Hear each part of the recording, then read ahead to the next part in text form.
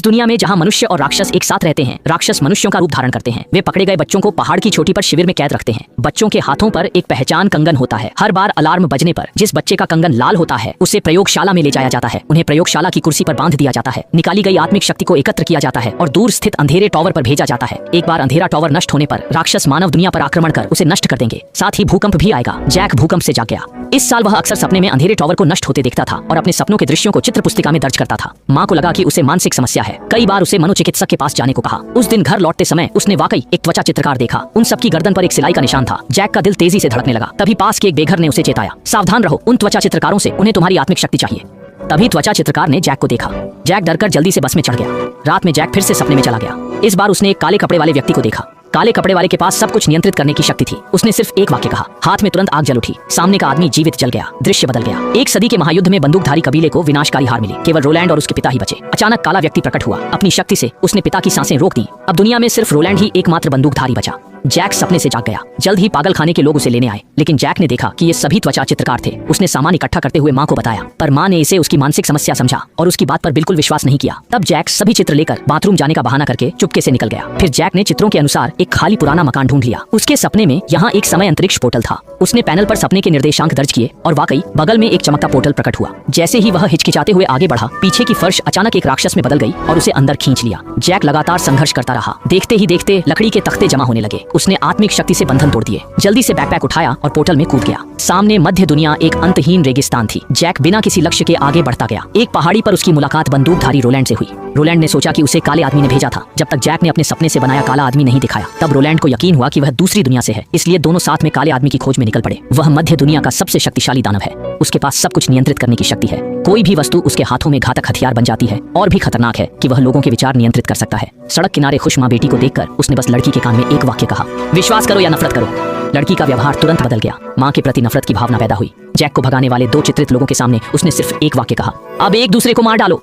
दोनों चित्रित लोग आपस में लड़ने लगे। वह पुराने घर के पोर्टल पर पहुंचा। एक खूनी लकड़ी की छड़ी उठाई, फिर काले कमरे में आया। यह वह जगह है जहां चित्रित लोग मानव खाल का व्यापार करते हैं। पोर्टल की रक्षा करने वाले शहर के मालिक को ढूंढा। मालिक ने छड़ी पर लगे खून को चाटा। अचानक वह भयभीत हो गया। इस लड़के की आत्मिक शक्ति पूरे अंधेरे टावर को नष्ट कर सकती है। काला आदमी भी तुरंत उत्साहित हो गया। इस समय रोलैंड और जैक काले आदमी का ठिकाना खोज रहे थे। रात को आराम करते समय रोलैंड ने जैक को बताया, अंधेरा टावर ब्रह्मांड के केंद्र में खड़ा है। लोगों को अंधेरे से बचाता है। केवल बच्चे की आत्मिक शक्ति ही इसे नष्ट कर सकती है। लेकिन तभी फिर से भूकंप आया। एक प्रकाश की किरण आकाश को चीरती हुई लगता है। दानव फिर से बच्चे की शक्ति से अंधेरे टावर पर हमला कर रहा है। हर हमले से अधिक दानव मानव दुनिया में घुसते हैं। आधी रात को रोलैंड के सो जाने के बाद जैक ने अचानक अपने पिता को पुकारते सुना।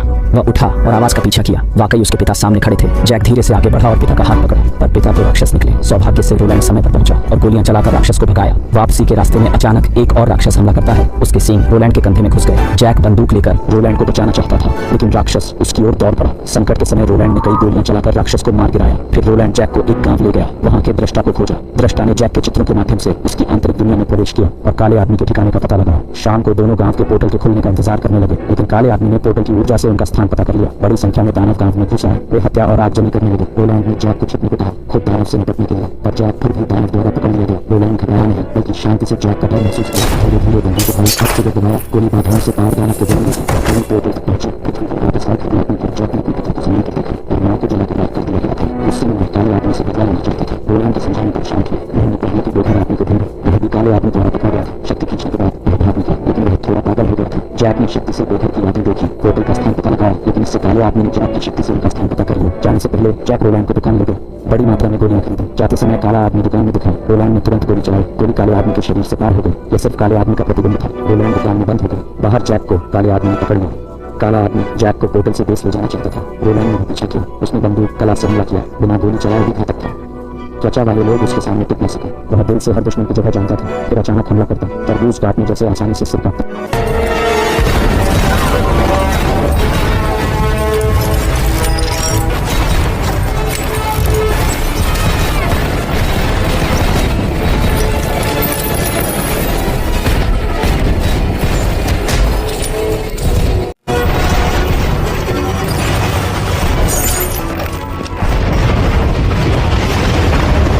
इस समय जैक ऊर्जा से बंधा था, लेकिन मशीन शुरू होने पर भी कोई आत्मिक शक्ति नहीं निकली। दरअसल जैक मशीन द्वारा आत्मिक शक्ति निकालने का विरोध कर रहा था, इसलिए काले कपड़े वाले ने जैक को उसकी मां की मौत याद दिलाकर क्रोधित शक्तिशाली आत्मिक ऊर्जा मुक्त विशाल ऊर्जा प्रकाश ने आकाश को भेद कर अंधेरे टॉवर को मारा। आकाश बदला और धरती हिल गई।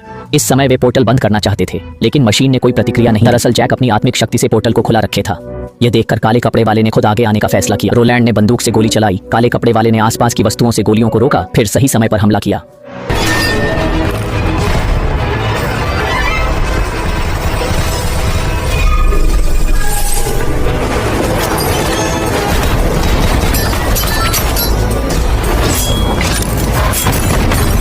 लेकिन बंदूक की शक्ति जादू को हरा नहीं सकती थी। रोलैंड का हाथ घायल हुआ और उसकी एक बंदूक गिर गई। वह चारों ओर स्टील प्लेटों पर गोलियां चलाता रहा। गोलियां चारों ओर से काले कपड़े वाले पर टकराईं, लेकिन वह सभी को हाथों से पकड़ लेता। काले कपड़े वाले ने गोलियां एक एक करके रोलैंड पर फेंकी। अंततः रोलैंड बच न सका और काले कपड़े वाले ने स्टील प्लेट से उसे उड़ा दिया, फिर कंक्रीट से उसे दबा दिया।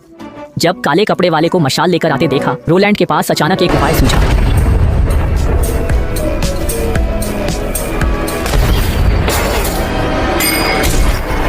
यह चाल वाकई काले कपड़े वाले को धोखा देने। काले कपड़े वाले को गोली लगी। रोलैंड ने फायदा उठाकर कई गोलियां चलाकर उसे मार डाला।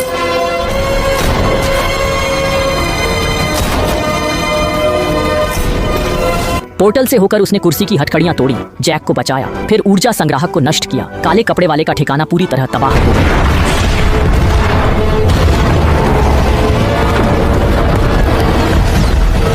बाद में जैक धरती पर नहीं रहा, बल्कि रोलैंड के साथ अंधेरे टॉवर की खोज में निकला।